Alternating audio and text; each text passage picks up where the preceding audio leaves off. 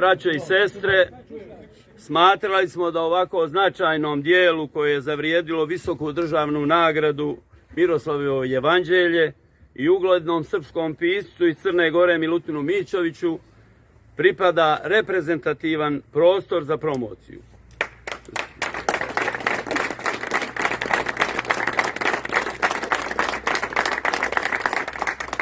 Zbog toga smo se obratili Centru za kulturu Danilowgrad da nam uz nadoknadu ustupe salu Zavičajnog muzeja. Što su oni uradili 11. aprila prije, znači 3 dana. Međutim, jutros je stigla nova informacija kao da ima, evo vidite, tih protestanata koji će da protestuju zbog održavanja ove književne večeri, što je jasno da je sve to montirano i da zbog toga oni ne mogu da izdaju salu muzeja. Čak su u međuvremenu, negdje poslije podne, održali savjet Centra za kulturu i donijeli odluku da nam zabrane održavanje ove večeri u muzeju i čak, što je posebno interesantno, kaže Savjet Centra za kulturu Danilowgrad je održao sjednicu danas i donio odluku da se iz cjenovnika usluga broj 163 od 4. marta 22. godine, znači briše stavka mala sala Zavičajnog muzeja, jednodnevni zakup 80 evra, a program rada je 1 do 3 časa 50 evra.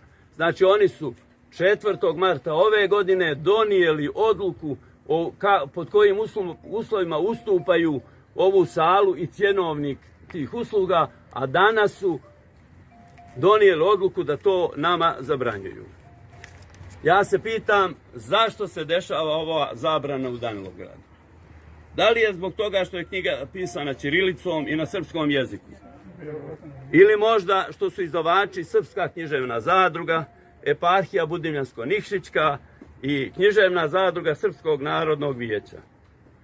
Ili što je pokrovitelj izdanja Ministarstvo kulture i informisanja Republike Srbije? Ili što je Milutin Mićović srpski pisac iz Crne Gore? Ili sve to zajedno? No najprije mislim zato što je Milutin Mićović brat našeg visoko preosvećenog mitropolita Joannikija. I zašto se ovo dešava baš u Danilowgradu, a ne dešava se ni u Budvi, ni u Podgorici, niti igdje drugo? Hoće li to Danilowgrad da preuzme primat od Cetinja i postane bastion antisrpstva u Crnoj Gori? Nadao sam se da smo 30. augusta 20. godine riješili ovakve probleme. No, nažalost, vidimo da još uvijek postoje patrljci DPS Hobotnice koji u 21. vijeku sprečavaju održavanje književnih večeri. Svi mi ovdje prisutni znamo ko je za sve što nam se večeras dešava odgovoran. Nema potrebe da joj se pominje ime, jer joj se uskoro neće ni pominjati, osim samo ponekog.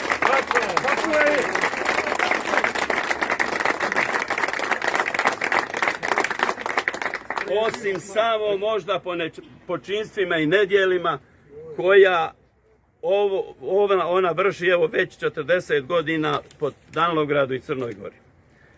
Vrijeme je zato da se narod Crne Gore, a posebno mi Srbi, opametimo i prekrižimo građaniste, Evreopljane, Natovce.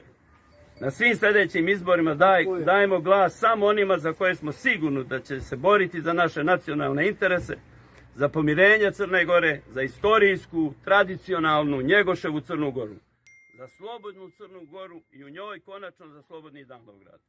I da će Bog da nas na sljedećem popisu bude još i više. Amin.